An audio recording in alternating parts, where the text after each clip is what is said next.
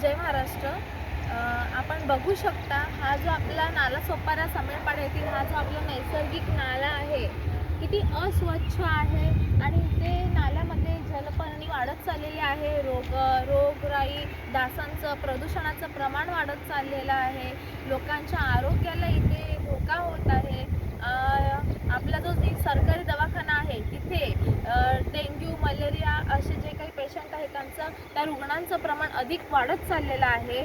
तर हे नागरिकांच्या आरोग्याशी इथे हेळसांड केली जात आहे. तर आमदार ह्याकडे लक्ष देणार आहेत की नाही त्यांनी सांगावं. त्यांनी इथे नाल्याची व्यवस्थित साफसफाई करून घ्यावी, नाहीतर त्यांना मी इथली जी जलपर्णी आहे आणि मच्छरदाणी ती भेट म्हणून देईल आणि ह्याचा नक्कीच निषेध करेल. आणि ते बोलले होते की पावसाळ्यात पाणी साठणार नाही. तर त्या गोष्टीचं काय झालं? तुम्ही इथे नाल्याकडेच तुम्हाला लक्ष द्यायला वेळ नाही आहे, तर तुम्ही इथे पावसाळ्यात पाण्याचं आणि नागरिकांच्या आरोग्याचं काय घेऊन बसलाय?